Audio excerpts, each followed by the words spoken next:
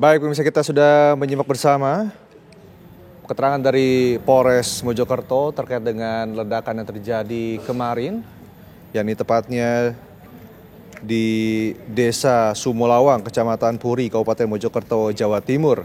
Ledakan tersebut terjadi di rumah Aibda Maryudi yang merupakan anggota kepolisian dari Polsek Dlangu, Polres Mojokerto. Dalam keterangannya kita menyimak bersama bahwa kepolisian tidak akan pandang bulu jika memang ditemukan adanya kelalaian dari anggotanya, akan menindak tegas Aibda Maryudi jika terbukti bersalah dalam kasus ledakan ini. Saat ini status dari Aibda Maryudi sendiri masih sebagai saksi, namun proses penyelidikan hingga saat ini masih terus dilakukan oleh pihak kepolisian. Seperti yang kita ketahui bersama, pada saat kejadian kemarin pemirsa, 2 orang meninggal dunia saat ledakan terjadi, yakni korban bernama Luluk Sudarwati berusia 41 tahun dan anaknya yang masih berusia 3 tahun berinisial M. Keduanya adalah korban dari ledakan yang merupakan tetangga dari Aibda Maryudi. Pihak kepolisian pun kemarin telah melakukan olah TKP dan membawa sejumlah barang bukti dari lokasi ledakan. Sejumlah saksi juga menyatakan dalam ledakan kemarin, radius yang terdengar hingga mencapai 3 km yang menunjukkan bagaimana dahsyatnya ledakan yang terjadi kemarin di rumah Aibda Maryudi. Beruntung saat kejadian, kondisi di sekitar lokasi ledakan cukup sepi dari warga sehingga korban atau tidak menimbulkan korban lainnya, baik itu korban luka dan korban tewas. Kita juga masih menunggu bagaimana kelanjutan dari kasus ini, sedangkan dalam proses penyelidikan pun saat ini pihak kepolisian menyatakan telah memeriksa Aibda Maryudi yang merupakan anggota dari Polsek Dlangu, Polres Mojokerto, ya, dan juga menyatakan tidak akan melindungi jika memang Aibda Maryudi ini terbukti bersalah atas ledakan yang terjadi kemarin. Dalam proses penyelidikan sementara, dalam ledakan tersebut diduga adalah akibat ledakan dari tabung gas LPG. Namun beberapa saat ledakan terjadi, warga di sekitar sempat menyium bau belerang yang cukup menyengat. Maka dari itu, saat proses olah TKP pun, pihak kepolisian selain Inavis juga dilibatkan tim dari Jihandak untuk menyelidiki TKP jika memang ditemukan adanya bahan peledak lain. Namun hingga saat ini pun masih belum diketahui apa sebenarnya sumber dari ledakan yang terjadi di rumah Aibda Maryudi.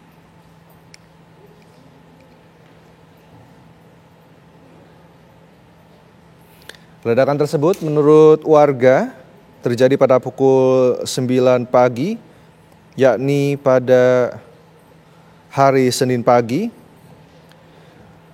Warga menceritakan ledakan itu terjadi 2 kali hingga mengakibatkan selain rumah Aibda Maryudi, juga ada 4 rumah lainnya yang mengalami kerusakan, baik itu rusak ringan hingga kerusakan yang cukup berat pada bangunan rumah warga.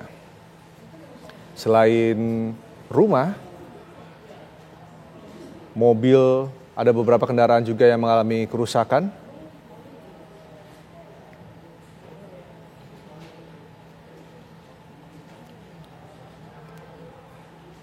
Dan setelah ledakan terjadi, pihak kepolisian pun langsung melakukan olah TKP di rumah Aibda Maryudi. Dan kita akan coba untuk menghubungi rekan kami Farah Manhila yang baru saja menyimak jalannya konferensi pers dari pihak kepolisian. Farah, apa saja dugaan ledakan yang terjadi di rumah Aibda Maryudi kemarin? Silakan. Ya, Rendra dan juga pemirsa, memang baru saja konferensi pers akibat ledakan rumah seorang polisi di wilayah Mojokerto tadi disampaikan oleh Kapolres Mojokerto AKBP Ihram yang memang sudah dilakukan olah TKP hingga pukul 3.40 dini hari, dan berdasarkan olah TKP ini Kapolres menyebutkan bahwa ada sejumlah barang bukti yang diamankan. Beberapa diantaranya ini adalah 5 unit HP, 1 lembar STNK, serpihan kertas, 3 buah selongsong sisa kembang api, 1 mesin cuci dalam kondisi rusak berat, kemudian ada 4 buah kapasitor dalam kondisi rusak, 2 LPG 3 kg yang ditemukan pada pukul 1 dini hari setelah diterjunkannya alat-alat berat untuk mencari barang bukti. Kemudian ada juga 3 LPG yang berada di luar sekitar rumah, yang mana ini bukan di titik lokasi ledakan. Kemudian ada juga rangkaian tape atau pemutar musik, yang mana memang polisi ini dikenal sebagai seorang teknisi atau yang bisa melakukan reparasi alat elektronik, dan juga pihak kepolisian juga telah melakukan swab kusen pintu kamar dan juga baju korban. Dan didapati memang hasilnya, pemirsa, informasi yang kami dapatkan dari tim Lab 4 Polda Jatim ini memang hasil dari swab pintu ini mengandung oksidator dan juga klorak yang merupakan isian dari bahan peledak kembang api atau selengdor. Dan menurut informasi dari AKBP Agus, bahan-bahan ini dianggap sangat rentan jika terjadi kontak dengan panas ataupun gesekan maupun benturan, sehingga dapat memicu ledakan. Selain itu, pemirsa, tim forensik kedokteran Polda Jatim atau Bidokes Polda Jatim ini juga telah melakukan autopsi terhadap kedua jenazah. Memang diketahui bahwa dampak dari ledakan ini terdapat 2 korban, yaitu 1 berinisial LS berusia 40 tahun dan juga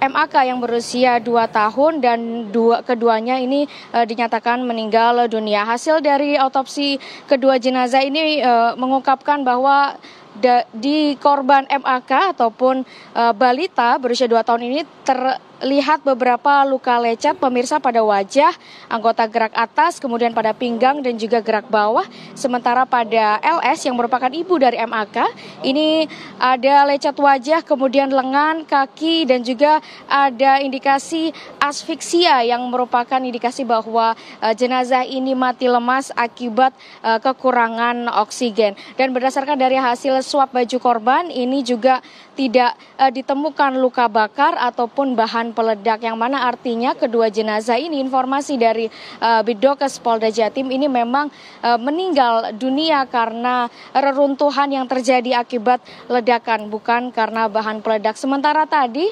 Kapolres Mojokerto AKBP Ihram ini juga menyampaikan bahwa memang faktor ledakan yang terjadi ini disebabkan karena bahan kembang api ini yang dikatakan sebagai sisa kembang api yang ada di rumah polisi tersebut. Namun ketika ditanya mengenai kuantitas atau berapa banyak bahan peledak yang ada di rumah tersebut, ini memang pihak kepolisian belum memberikan keterangan lebih detail, artinya masih dalam proses penyelidikan lebih lanjut. Sementara pemirsa, Rendra dan juga pemirsa, ini berkaitan dengan rumah polisi atau polisi tersebut yang berinisial M.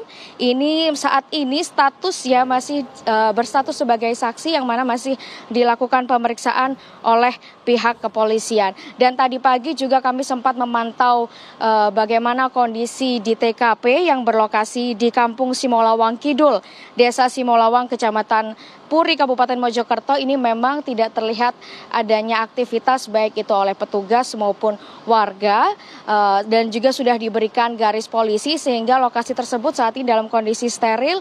Untuk sewaktu-waktu pihak kepolisian ini akan melakukan pemeriksaan atau pendalaman lebih lanjut. Dan memang kalau berdasarkan informasi dari para saksi yang berada di lokasi kejadian ini, ada yang menyebutkan bahwa mereka mendengar satu ledakan, ada yang menyebutkan bahwa terdengar 2 dentuman ledakan yang terjadi di sekitar lokasi tersebut. Namun memang pihak kepolisian memastikan bahwa ledakan tersebut ini disebabkan karena bahan-bahan aktif dari kembang api yang berada di lokasi kejadian. Dan kedua jenazah yang menjadi korban ini juga sudah dilakukan pemakaman kemarin malam atau dini hari, pemirsa, dan pihak keluarga tetangga itu juga sedang dalam proses melayat begitu ya ke rumah korban.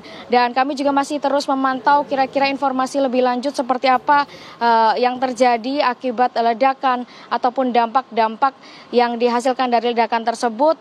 Meskipun informasi yang kami terima saat ini tidak ada korban jiwa lainnya dan hanya ada beberapa rumah yang rusak. Memang datanya ada 2 rumah yang mengalami rusak parah, yaitu rumah polisi berinisial M dan juga rumah sebelah polisi tersebut.